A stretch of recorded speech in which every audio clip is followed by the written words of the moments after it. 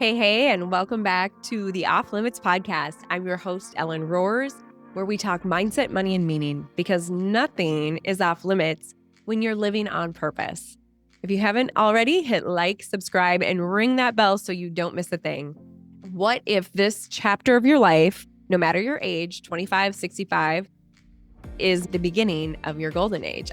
If you're here, you are definitely one experiencing or thinking about it because you wouldn't have clicked on this podcast. When I say golden age, I'm not saying the highlight reel or the hustle, but the moment you stop performing and truly start living. I'm going to break down 7 signs you might already be stepping into your golden age. With that, grab whatever makes you feel cozy and let's dive in. The moment you know your golden age has begun, 1, you've clicked on this video or podcast. This shift usually happens in a whisper. It's not a fireworks show.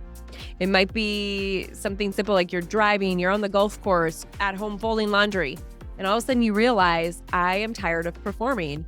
I am tired of living to certain expectations or living the norm, shall we say. That moment is huge. If you have experienced it, congratulations. For me, it was an exhale. I didn't even know I was holding my breath, honestly. It just felt so good to come to that moment. I'll say it came during a very messy season. Often for a lot of us, it does come during a messy season. Maybe you're going through a divorce. Maybe you're going through a job transition. Heck, there's a lot of crazy times right now in our world. Often the messy times is what brings us greatest clarity. So for me, my messy moment was a breakup, a career pivot or layoff, some absolute money stress. I remember thinking, what is my purpose here? What is my passion? What do I really want out of life? I felt relief as much as I felt stress. I felt like it was a holy moment. Even if I wasn't sitting in church, it was me waking up to myself. And that's what this life is about, us being ourselves on a daily basis. What can we do to inspire others, inspire our lives, and elevate the people around us? If you've had a moment like that recently, maybe you've been invited to step into your golden age. Congratulations. All right, the 7 signs. Sign number 1, you're more self-aware and finally honest with yourself. You know you're stepping into your golden age when you start asking real questions, not the polite surface level ones, but the real, true gut check questions. Is this really me? Why do I keep doing this? What am I pretending not to know? It's like a personal truth serum moment. Maybe you used to bend over backwards to people please, and suddenly you catch yourself thinking, wait, why am I doing that? That spark of noticing, that's self-awareness leveling up. So again, congratulations. In therapy and RTT, we call this a pattern interrupt. You catch the old programming, so what's built into your subconscious, the be nice, the don't rock the boat, the keep that image going, and you pause long enough to ask, do I even want this life I've built? You can really pause to think, is this truly my purpose? Is this my passion? That's huge because until you see it, you can't change it. Your golden age starts the moment you choose honesty with yourself over performing for everyone else. That's huge. Let me say that again. Your golden age starts the moment you choose honesty with yourself over performing for everyone else. Instead of asking, what do they think of me? You start asking, what do I think of me? It's a major shift. I'll say I love research and data. So there's a Harvard Business Review, and they found that over 50% of people in their 40s rethink their core values. But truly, you can be at any age. You could be 22 and feel this old soul shift. I know even in my 20s, I was constantly reevaluating, and that's a great thing. Sign number 2, you make peace with imperfection. Okay, sort of. You're going to hear my side of the imperfection aspect. So at some point, perfection just costs too much. We all know that. Emotionally, financially, mentally. Let's be real. I still can't stand a pile of dirty dishes or a messy car. If that makes me a perfectionist, so be it. I will probably never make peace with a dirty kitchen. That's just me. But here's where I've grown. This is where I'm very proud of myself. I am okay with not having that perfect body. I'm okay with letting go of relationships that don't serve me or that didn't match where I'm going. I'm okay with the fact that I'm not everybody's cup of tea. I'm okay with the fact that I'm single and may always be single. That's okay. And that, my friend, is huge.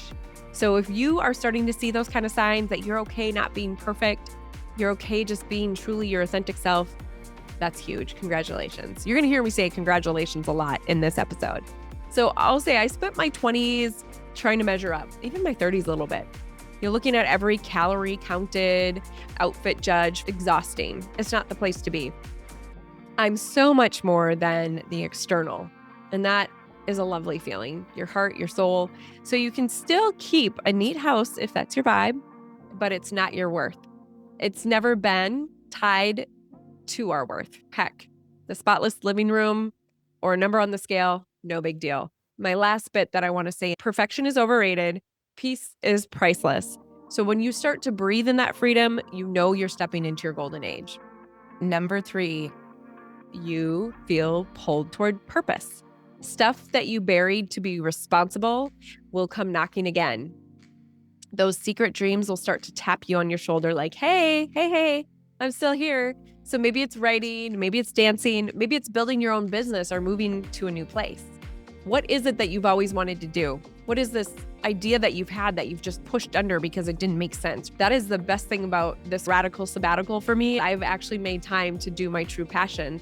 Writing, creating more on the podcast, starting to create some apps that I've been thinking about. So truly building my empire and having this passion to do it and bring some purpose. Again, in the psychotherapy language, it's about being your authentic self, breaking through the subconscious blocks, begging for a chance to live again. So when we start out of these little perfect babies, everything is trained or ingrained into us as we grow up. And so it's a beautiful thing when you can get to your original authentic self. Here's another Harvard piece of research. So Harvard's adult development study even showed reconnecting to purpose is one of the biggest indicators of a meaningful life at any age. So we all want to feel purpose. And I'll say this is where masculine and feminine traits come in.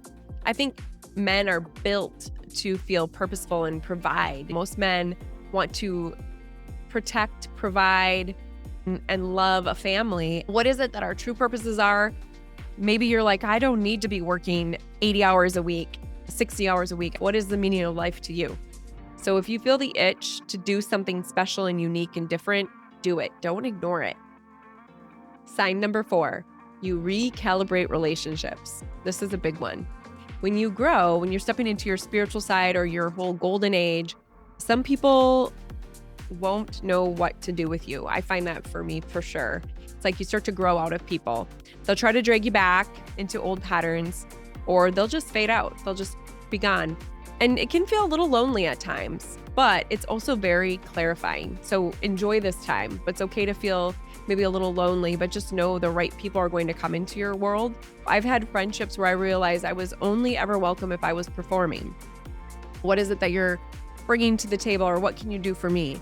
And that's no longer enough for me. There's so much more. So if you've experienced that, you deserve connections that hold all of you. The messy, the growing, the healing, the goofy, the serious, you name it. A great connection is going to hold all of that, all of you. And sometimes your golden age means pruning the social garden so the good roots have more room to grow. I always look at it as weeding. Sometimes you could just mow over the grass, but those weeds are going to come back. So you truly have to prune the people in your life, just like your subconscious thoughts. So if you find that you're bearing these negative thoughts, get rid of them, just pluck them out. Sometimes it hurts, but you got to do it. Number 5, this one I love. You start to crave simplicity. And I know this is absolutely true for me. Let's talk about these simple joys, because that is everything. Your golden age makes you a concierge of the simple. I'll say that quiet cup of coffee in the morning, your dog greeting you at the door, a deep conversation with a friend that goes past the surface. I get so excited when I can have a deep, meaningful conversation versus small talk. It just doesn't fill my soul. It doesn't light me up. Psychology Today says savoring the small things is one of the biggest protective factors against depression and anxiety, especially in life transitions. One of the things that comes with the simple joys is being grateful, having gratitude. For me, I like to say thank you as much as I can, whether it's in my mind or out loud. So I don't say it in public, thank you, thank you, thank you.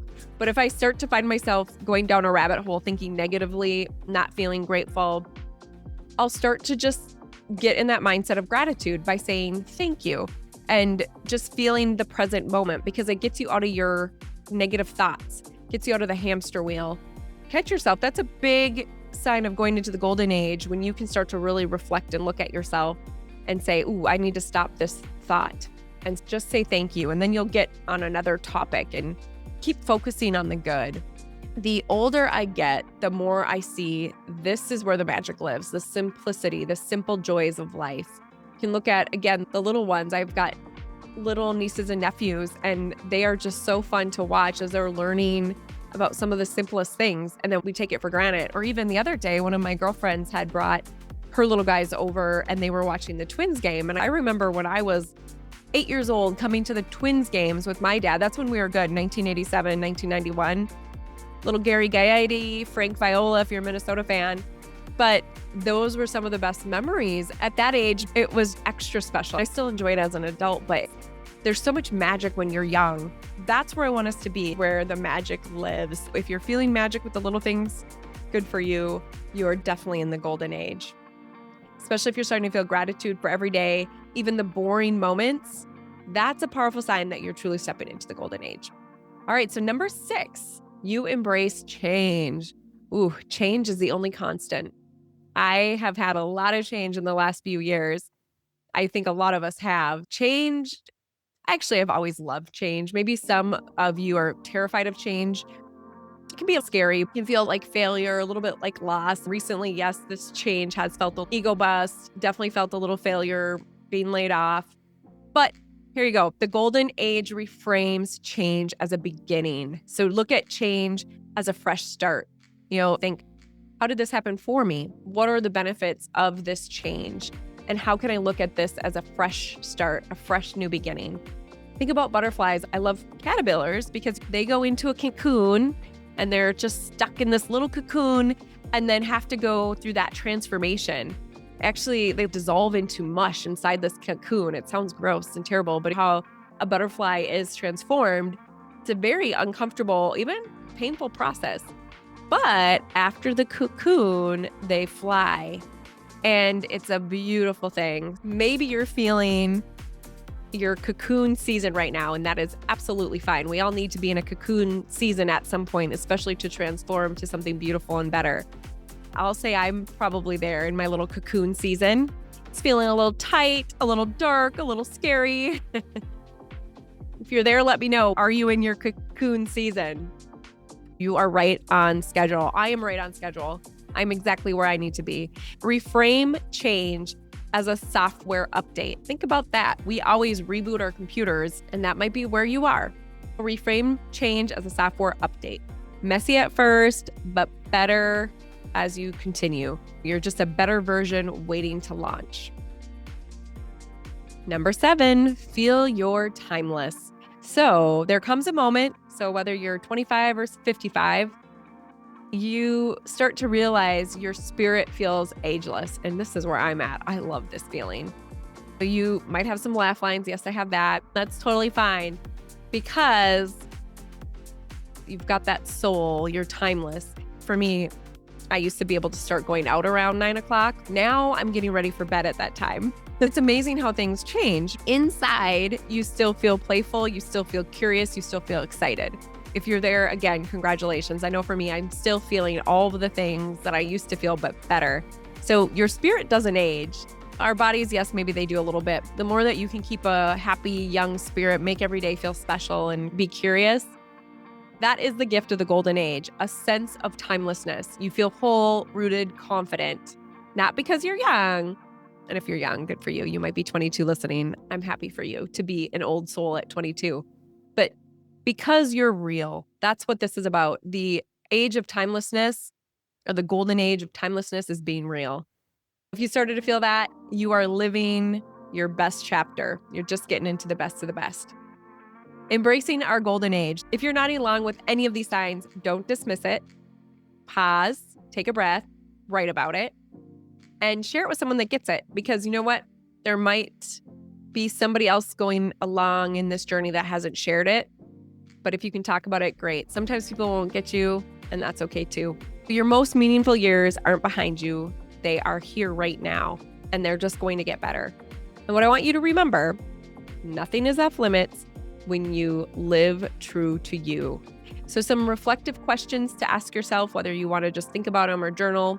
You can pause it if you'd like. What feels newly important to you right now? What feels newly important to you right now?